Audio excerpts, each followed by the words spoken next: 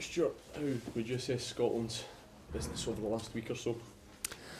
Yeah, I think before the double header kicked off, I think if we got 4 points, we'd been quietly satisfied with that. I think Georgia was a massive game, home game, kick off with a victory was a must, and I don't think there's any doubt that we deserve to win the game, but it just shows you the thin line which all managers will go on about between success and failure. As much as we deserve to win the game, the goal, you could say, is quite lucky, in the fact that it's a short rebounded, hit their defender and goes in. And sometimes you need that. But I think it was a fully merited 3 points. And then after what Poland do to Germany, I suppose 2-all's decent, but 15 minutes to go and you're 2-1 up, you'd like to think you could see it out. But then again, they get back to 2-all and they hit the inside the post and the boy blasts it wide. So it could have been worse. We could have ended up with 1 point. Thankfully, we ended up with 4 points. So I think it's a good return. I know Gordon's quite philosophical about it, but you guys must be scratching your heads at the way the other results in the group are going. Yeah, well, it was right at the beginning. We come back off, putting a good performance against Germany. Certainly a very good, strong second half performance, and think we've done okay. And then we come off and we see McGeady scores it last minute for Ireland over in Georgia, and that's a bit of a slight blow. And then likewise on Saturday against Georgia, you do your business, you get your 3 points, you come back, watch the game to see Poland beat Germany. They've never done it before, 2-0. So that's and then we come in tunnel, coming off the game against Poland, and a few of the journalists and the TV camera crew are there saying, "Oh, Ireland get in that minute." So, but that we can't do anything about that. Scotland can't do anything about that. We've just got to concentrate on ourselves. And I think the good thing is that the performances are good. And again, you can look at some of the people that we had out of the side, and yet like Charlie Mulgrew's been done really well for Scotland, as a Snodgrass, Grant Hanley going down at the last minute. So there's good, strong competition, and that can only all go well for the future. From a Motherwell point of view, is it harder to go away with Scotland and leave the team when the results have been bad, or is that something you always sort of prepared yourself? Well, I think Gordon's been really good, if I'm honest. We came back, I arranged a game against Partick Thistle on the Thursday, which I went down and saw, a sort of first team reserve game. And the one previously, we actually Motherwell came up and played Scotland, so I was hands-on in that. But no, I said before, going away for me, I can only learn off the likes of Gordon and Mark and little things in training and opposition, tactics and stuff.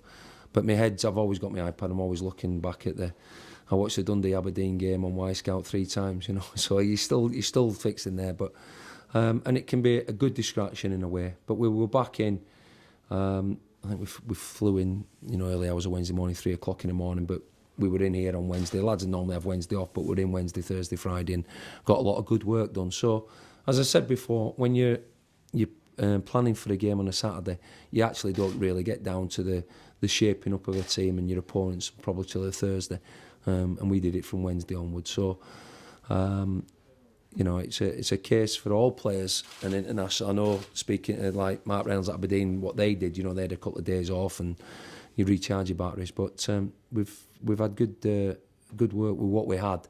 Unfortunately, we come back, there's been a bit of illness in the camp and a couple of injuries, it's just part and parcel of football. Unfortunately, it's hitting us hard at the minute. But we'll make sure we'll have a competitive side out there tomorrow. Are you trying to do anything different?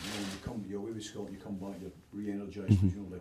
Do you try to do anything different with the guys, or are you simply kind of hoping for that rubber to beat? No, I think every game's been tight. I don't see any different to tomorrow. There is such fine lines. As I said, if I look back at the Scotland game at 2-all, they hit the inside the post and they blasted it wide. We could have got beat there, but we deserved the point. We got what we deserved.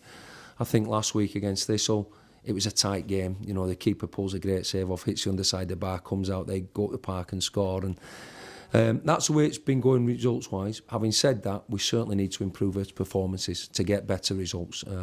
I think we will all agree, staff, players, that we can do a lot better.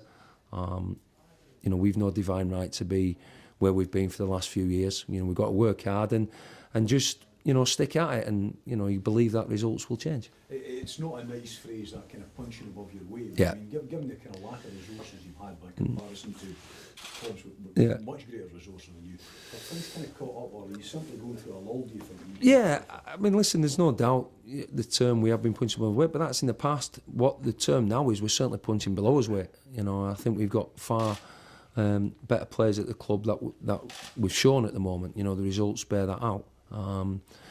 I would say, you know, the previous 3.5 seasons, you know, I would look at it, I've done okay as a manager, the club's done really well.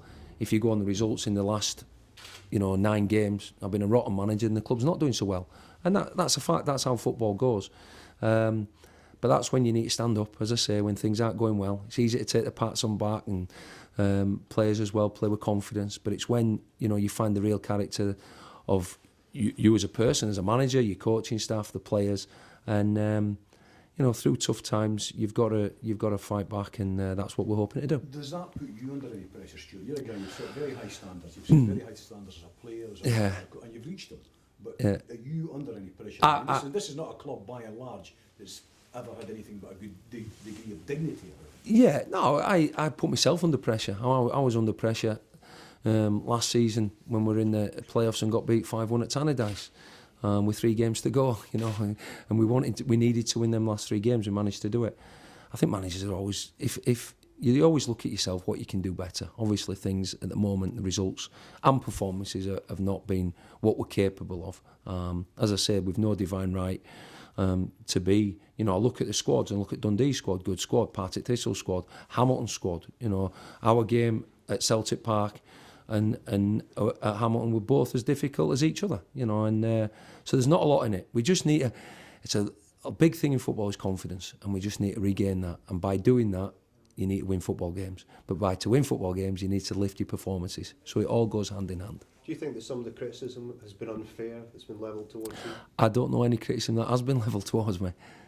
Craig Reid yesterday said that it was ridiculous, you know, so...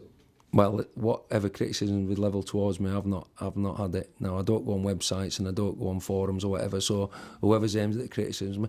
Listen, when you've won 2 games out of 9, you don't expect plaudits, so criticism is naturally got to come.